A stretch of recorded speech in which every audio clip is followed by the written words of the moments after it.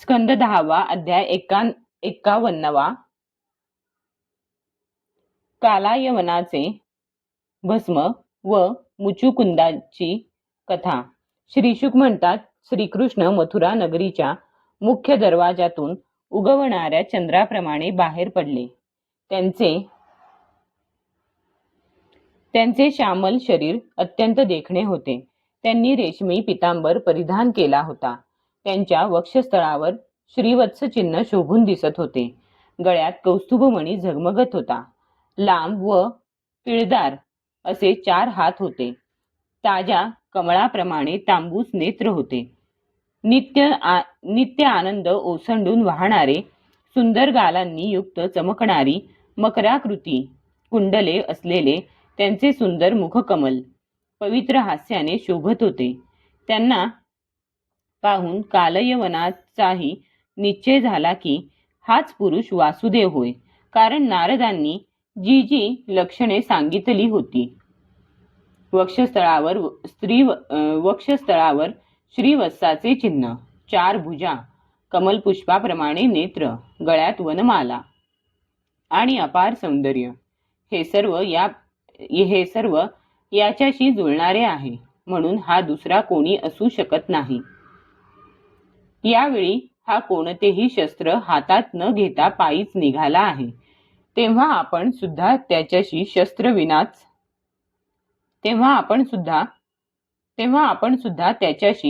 शस्त्राविनाच लढावे, असा निश्चय करून कालयवन श्रीकृष्णांच्या दिशेने धावत सुटला. त्यावेळी ते तोंड फिरून रणभूमीवरून पळून जाऊ लागले आणि त्या योग्यांनाही दुर्लभ अशा प्रभूंना पकडण्यासाठी कालयवन त्यांच्या मागे मागे धावू लागला. पावलोपावली स्वतः हातात सापडल्याचे भासवीत भगवान त्या यवनराजाला पुष्कळ लांब एका पर्वताच्या गुहेत घेऊन गेले. पाठीमागून पळत येणारा कालयवन वारंवार हरकत घेत, यदुवंशामध्ये जन्मलेल्या तुला पळून जाणे शोभत नाही, असे त्यांना टाकून बोलत त्यांच्या मागे मागे पळत होता. परंतु अजून त्याची पापे नष्ट झाली नव्हती. त्यामुळे भगवंतांना तो प्राप्त करून घेऊ शकला नाही. त्याच्या निंदेकडे लक्ष न देता भगवान त्या पर्वताच्या गुहेत शिरले. त्यांच्या पाठोपाठ कालयवनही गेला. तेथे त्याने एक दुसराच मनुष्य झोपल्याचे पाहिले. त्याला पाहून कालयवनाने विचार केला की हा मला इतक्या लांब घेऊन आता साळसूदपणाने झोपला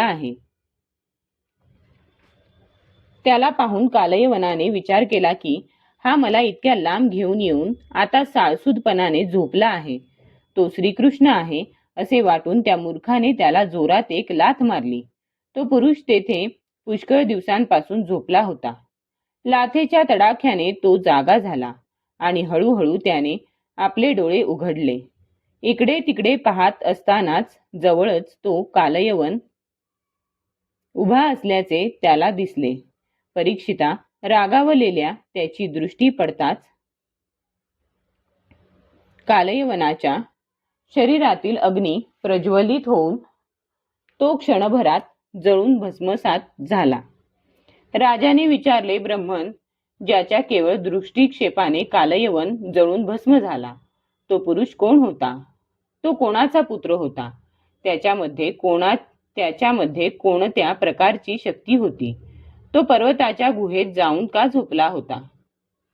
श्रीशुक म्हणाले, तो इक्ष्वाकु वंशातील मांधात्याचा पुत्र मुचुकुंद होता. तो ब्राह्मण भक्त, सत्यप्रतिज्ञ महापुरुष होता. एकदा असुरांना भ्यालेल्या इंद्रादी देवांनी आपल्या रक्षणासाठी राजा मुचुकुंदाला प्रार्थना केली. तेव्हा त्याने पुष्कळ काळपर्यंत त्यांचे रक्षण केले. पुष्कळ दिवसांनंतर देवतांना जेव्हा कार्तिकेय सेनापती म्हणून मिळाले, तेव्हा ते मुचुकुंदाला म्हणाले, राजन, आमच्या रक्षणासाठी आपण पुष्कळ श्रम घेतले. आता विश्रांती घ्यावी. हे श्रेष्ठ वीरा, आमचे रक्षण करता यावे म्हणून आपण मनुष्य लोकातील आपले निष्कंटक राज्य सोडून दिले.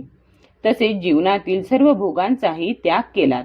आता आपले पुत्र, राण्या, बांधव आणि अमात्य मंत्री, त्याचप्रमाणे त्यावेळच्या प्रजेपैकी कोणीही जिवंत नाही. सर्वांना काळाने गिळून टाकले. सर्व बलवानांपेक्षाही काळ बलवान आहे. तो स्वतः परम समर्थ, अविनाशी आणि भगवत स्वरूप आहे.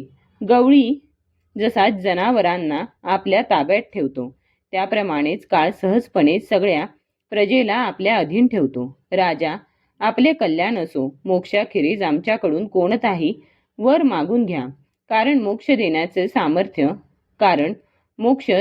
सामर्थ्य फक्त अविनाशी भगवान विष्णूंपाशीच आहे. असे सांगितल्यावर परम यशस्वी मुचुकुंदाने देवांना नमस्कार केला आणि झोपेचा वर घेऊन तो पर्वताच्या गुहेत जाऊन झोपला. त्यावेळी देवांनी सांगितले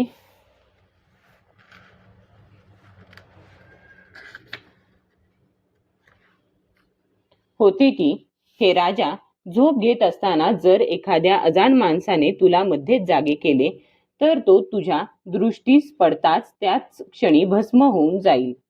परीक्षिता, कालयवनाला भस्मसात करून यदुश्रेष्ठ भगवान श्रीकृष्णांनी बुद्धिमान मुचुकुंदाला दर्शन दिले. वर्षाकालीन मेघाप्रमाणे सावळे रूप असलेल्या भगवान श्रीकृष्णांनी त्यावेळी रेशमी पितांबर परिधान केला होता. वक्षस्थळावर श्रीवत्स चिन्ह होते आणि तेजस्वी कौस्तुभमण्याचे वक्षस्थळावर श्रीवत्स चिन्ह होते आणि तेजस्वी कौस्तुभमण्याने ते शोभत होते. त्यांना 4 हात होते. गळ्यात वैजयंती माला शोभत होती. सुंदर मुखकमल प्रसन्नतेने खुलले होते. मकराकृती कुंडले कानात झगमगत होती. प्रेमपूर्ण स्मितहास्ययुक्त नजर लोकांना आकर्षित करीत होती. अत्यंत देखणे तारुण्य आणि मदोन्मत्त सिंहाप्रमाणे निर्भय चाल. अत्यंत बुद्धिमान राजा त्यांच्या तेजाने हतप्रभ झाला. तेजामुळे जवळ जाण्यासही कठीण अशा त्यांना राजाने भीतच विचारले. मुचुकुंद म्हणाला, आपण कोण आहात? काट्याकुट्यांनी भरलेल्या या निबिड जंगलात आपल्या कमलाप्रमाणे कोमल असणाऱ्या चरणांनी का बरे फिरत आहात? आणि या पर्वताच्या गुहेत येण्याचा आपला हेतू कोणता? आपण सर्व तेजस्वी पुरुषांचे मूर्तिमंत तेज किंवा भगवान, अग्निदेव किंवा सूर्य, चंद्र, देवराज, इंद्र किंवा दुसरे कोणी लोकपाल आहात काय? मला वाटते की आपण 3 मुख्य देवांपैकी पुरुषोत्तम आहात. कारण दिवा ज्याप्रमाणे तेजाने अंधार नाहीसा करतो, त्याचप्रमाणे आपण आपल्या अंगकांतीने या गुहेतील अंधार घालविला आहे. हे पुरुष श्रेष्ठ, आपल्याला योग्य वाटत असेल तर आम्हाला आपले जन्म, कर्म आणि गोत्र सांगा, कारण आम्ही ते ऐकण्यासाठी अंतःकरणापासून उत्सुक आहोत. हे पुरुषोत्तमा, आम्ही इक्ष्वाकू वंशी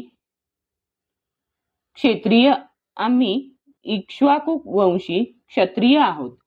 हे प्रभो, माझे नाव मुचुकुंद असून युवनाश्वनंदन मांधात्याचा मी पुत्र होय. पुष्कळ दिवसांचे जागरण झाल्याने मी थकलो होतो. माझ्या सर्व इंद्रियांची शक्ती झोपेने हिरावून घेतली होती, म्हणून या निर्जन ठिकाणी मनसोक्त झोप घेत होतो. आताच मला कोणीतरी उठविले. खात्रीने त्याच्या पापानेच त्याला जाळून टाकले. त्यानंतर शत्रूंचा नाश करणाऱ्या परम सुंदर अशा आपण मला दर्शन दिलेत. हे महाभाग, सर्व प्राण्यांना आपण आदरणीय आहात. आपल्या असह्य तेजाने माझी शक्ती क्षीण झाली आहे. मी आपल्याला फार वेळ पाहू शकत नाही. राजा मुचुकुंद असे म्हणाला तेव्हा सर्व प्राण्यांचे जीवनदाते भगवान हसत हसत मेघध्वनीप्रमाणे गंभीर वाणीने त्याला म्हणाले. श्री भगवान म्हणाले, मुचुकुंदा, माझे जन्म, कर्म आणि नामे हजारो आहेत. ती अनंत असल्याने मीही त्यांची गणती करू शकत नाही. एखादा पुरुष आपल्या अनेक जन्मांमध्ये पृथ्वीवरील धुळीचे कण मोजू शकेल, परंतु माझे जन्म, गुण, कर्मे आणि नामे यांची कधीही गणती करू शकणार नाही. हे राजा, श्रेष्ठ ऋषी सुद्धा माझ्या तिन्ही कालांतील जन्म आणि कर्मांचे वर्णन करीत असतात, परंतु त्यांना त्यांचा अंत लागत नाही. असे असूनही राजा, मी आपला वर्तमान जन्म, कर्मे आणि नामे तुला सांगतो, ऐक. धर्माचे रक्षण आणि पृथ्वीला भारभूत असलेल्या धर्माचे रक्षण आणि पृथ्वीला भारभूत झालेल्या असुरांचा संहार करण्यासाठी पूर्वी ब्रह्मदेवांनी मला प्रार्थना केली होती. त्यानुसार मी यदुवंशामध्ये वसुदेवांच्या घरी अवतार ग्रहण केला आहे. मी वसुदेवांचा पुत्र असल्यामुळे लोक मला वासुदेव म्हणतात. आतापर्यंत मी कंसाच्या रूपाने जन्म घेतलेल्या कालनेमी, प्रलंब इत्यादी साधुद्रोही असुरांचा संहार केला आहे. राजन, आणि हा कालयवन तुझी तीक्ष्ण दृष्टी पडताच भस्म झाला. तोच मी तुझ्यावर कृपा करण्यासाठी या गुहेत आलो आहे. तू भक्तवत्सल अशा माझी यापूर्वी फार आराधना केली आहेस, म्हणून हे राजश्रे, वर माग. तुझ्या सर्व इच्छा मी पूर्ण करीन. जो पुरुष मला शरण येतो त्याला पुन्हा शोक करावा लागत नाही.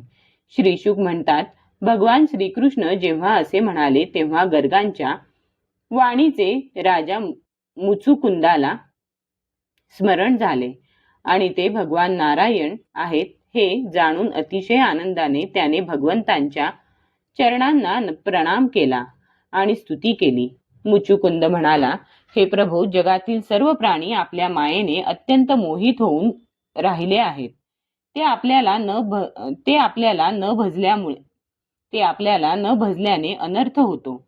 हे जाणूनही आपले भजन करीत नाहीत. ते सुखासाठी सर्व दुःखांचे मूळ असलेल्या घरादारांत आसक्त होतात. अशा तऱ्हेने स्त्रिया आणि पुरुष परमार्थाला मुक्तात. हे पुण्यशील प्रभो, या कर्मभूमीत दुर्लभ असा निर्दोष मनुष्य जन्म कसा बसा अनायासे मिळूनही दुर्बुद्धी मनुष्य पशुप्रमाणे संसाररूप अंधाऱ्या विहिरीत पडून राहतो आणि भगवंतांच्या चरणकमलांची उपासना करीत नाही. हे भगवन, मी राजा होतो. राजलक्ष्मीच्या गर्वाने उन्मत्त झालेल्या या शरीरालाच आत्मा मानणाऱ्या आणि पुत्र, पत्नी, खजिना तसेच पृथ्वीच्या लोभामध्ये गुंतलेल्या व त्यांचीच अखंड चिंता करणाऱ्या माझ्या जीवनाचा हा अमूल्य समय अगदीच व्यर्थ गेला. मातीचा घडा किंवा भिंतींप्रमाणे असलेले हे शरीर, यालाच मी राजा समजलो होतो. अशा प्रकारे मदांध होऊन मी आपली पर्वा न करता रथ, हत्ती, घोडे, पायदळ आणि सेनापती यांना बरोबर घेऊन या पृथ्वीवर इकडे तिकडे फिरत राहिलो. निरनिराळ्या कामांच्या चिंतेत पडून बेसावध असलेल्या विषयासक्त लोभी माणसाला नित्य सावध असणारे कालरूप आपण अचानक पकडता, जसा भुकेने व्याकुळ झालेला साप जीभ हलवीत बेसावध उंदराला पकडतो, जे आधी सोन्याच्या रथावर किंवा मोठमोठ्या हत्तींवर बसून जात असे आणि स्वतःला राजा म्हणवीत असे. तेच शरीर नंतर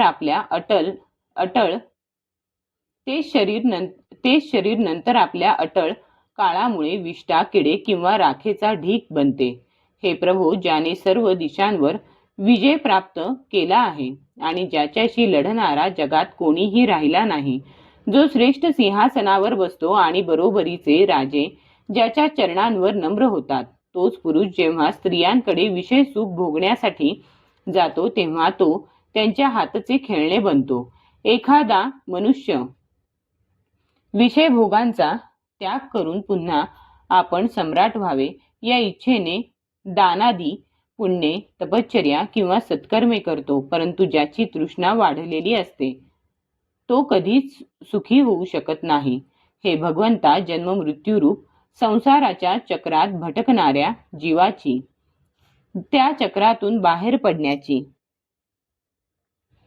जेव्हा वेळ येते तेव्हा त्याला सत्संग प्राप्त होतो आणि जेव्हा सत्संग प्राप्त होतो त्याच वेळी संतांचे